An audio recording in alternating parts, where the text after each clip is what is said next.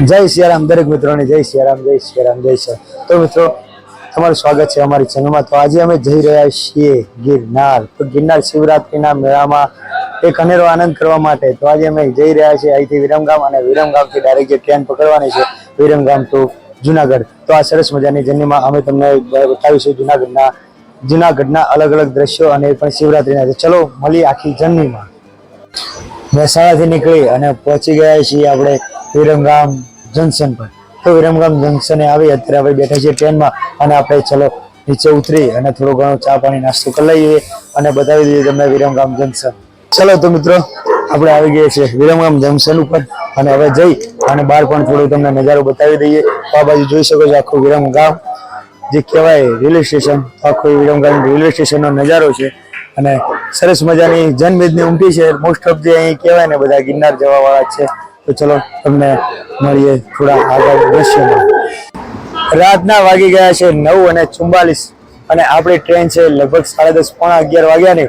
તો જેવી ટ્રેન આવે એવી પકડી અને આપણે શું કરતું નહીં ચૂક ચૂક ચૂક ચૂક ચૂક કરતું આપણે જવાનું છે જુનાગઢ। તો ચાલો તો મિત્રો ટાઈમ થઈ ગયો છે 10:30 કમ્પ્લીટ 10 મિનિટ થઈ ગયા છે અને આપણી ટ્રેન આવવાની હવે ઘડીઓ વાગી રહી છે।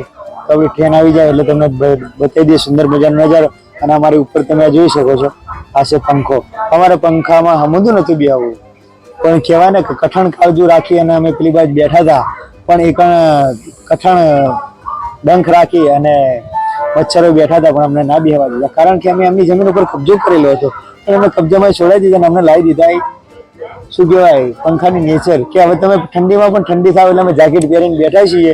તો જોઈ લો તમે ખાલી આમ પબ્લિક જુઓ કે બધી જુનાગઢ ભેગી જો અને બીજી ચોખ્ખોટ વાત કે મનનજનક ભાઈને જો જુનાગઢ ફાઈ ગયું તો સારો આશ્રમ ખોલી અને ત્યાં બેસી જવું હોય ત્યાં બધા દર્શન કરવા આવજો બરાબર છે કે હવે તો હું તો કંટાળ્યો આ કંટાળ્યો નહીં આપણે કંટાળીએ એટલે આપણે છે ને સારી જગ્યા ગોતીને બેસી જવાનું।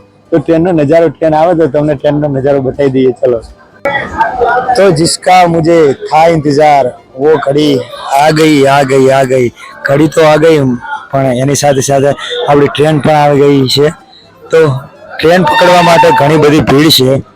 એનું કારણ છે કે મહાશિવરાત્રી જે કહેવાય એ મહાશિવરાત્રી માટે બધા શિવ ભક્તો આજે જુનાગઢ બાજુ પ્રયાણ કરી રહ્યા છે।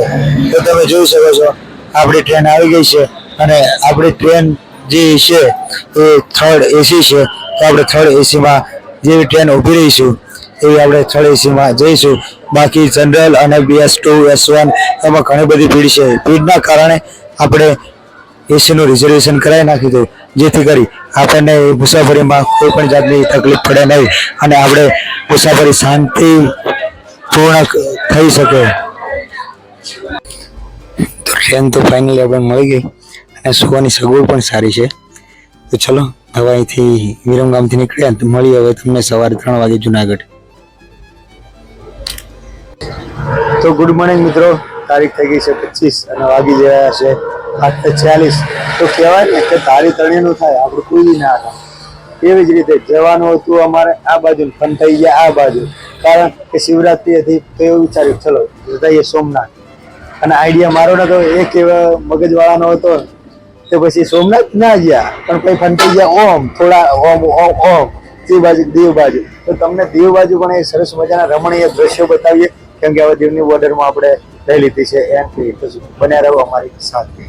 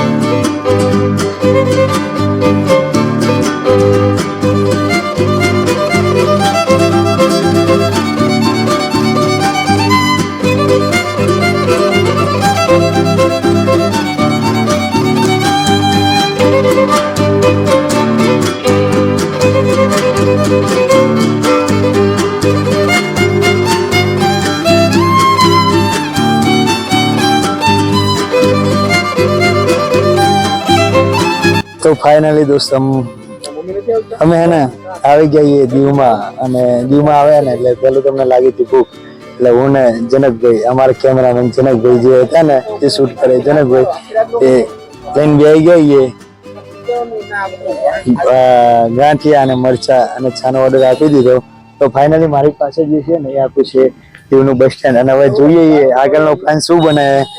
કેમ કે આજે સોમનાવાદે આપણે ચણા લેવા ઉપડી ગયા છીએ, પણ વાંધો નહીં, જેમ કે આપણે બ્લોગમાં હેડતા હતા પણ હવે બ્લોગમાં હેડીએ છીએ. તો આવી ગઈ ચા અને ચા પાણી નાસ્તો કરી લઈએ, પછી ચલો ફાઇનલી પહોંચી જઈએ નાગવા બીચ.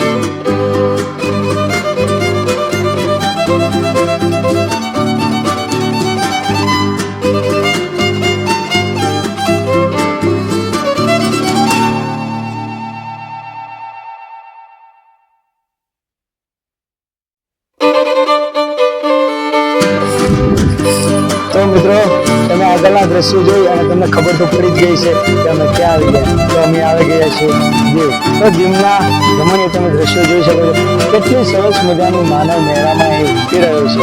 અને જે કહેવાય નાવાની મજા, તો નાવાની મજા તો અમે લઈ લીધી હતી, પણ એ તમને દ્રશ્યોમાં નહીં બતાવી શકે, કારણ કે થોડી ભીડભાડવાળી જગ્યા વધારે હતી અને એટલે મેં તમને દ્રશ્યોમાં નથી બતાવ્યું. પણ હવે તમને આખો બીચનો આખો તમને નજારો બતાવીએ તો બનાવે અમારી સાથે અને બતાવી દઈએ તમને આખા બીચનો નજારો. કે ખરેખર પબ્લિક જે કહેતી હોય છે કે આ રીતે હોય છે દીવમાં, આ રીતે શું એ વાત સાચી છે કે ખોટી છે? તો ચલો તમને બતાવી દઈએ આખા દીવનો નજારો. તો અત્યારે તમે જોઈ શકો છો કે આપણે કેટલી ગુજરાતી પબ્લિક નાહી રહી છે અને બધું વ્યવસ્થિત રીતે નાહી રહી છે. જે આપણે સાંભળ્યું છે એ રીતે કંઈ પણ હોતું નથી. તો મિત્રો તમે અમારી પાછળ જોઈ શકો છો કે સરસ મજાનો બીચ છે, અને આ બીચનું નામ છે નાગોવા બીચ. પણ આપણે એક અલગ નામ જે છે આ જે બીચ છે નામ છે નાગોવા બીચ. ગોવા બીચ ઉપર અમે સરસ મજાનું નહીં લીધું અને સરસ મજાની મજા બી કરી લીધી. અને તમે જોઈ લો મારી પાસે પબ્લિક નથી, મારી પાસે આગળ છે, આગળ બીજા બધી પબ્લિક છે. તો જોઈ શકો આ જે અમારો કેમેરામેન શૂટ કરે છે તે અમારે ભાઈ આજના શું શકતા આપણે કંઈ. તો આજે મને અમે એમને ફરવા નહીં લાવ્યા, પણ એમને પકડીને લાવ્યા છે ફરવા. બધા હવે શાંતિથી ફરવા જઈશું અને પબ્લિક સરસ મજાની મોજ કરી રહી છે. તો તમે જો બધી મોસ્ટ ઓફ આપણે ગુજરાતી પબ્લિક છે અને ગુજરાતી નીકળે પછી કંઈ બાકી ના મૂકે એવું હોય છે. એટલે આપણે સરસ મજાના આ બીજું બધું નજર આગળ બતાવી દઈશું.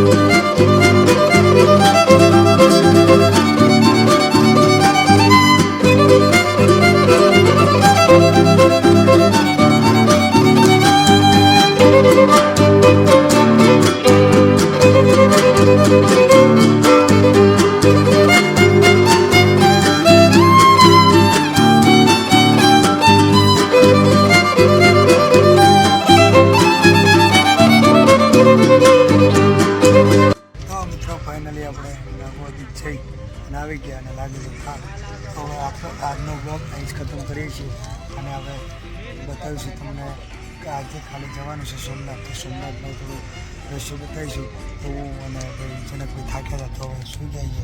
તો મળીએ તમને કાલે નવા બ્લોગમાં.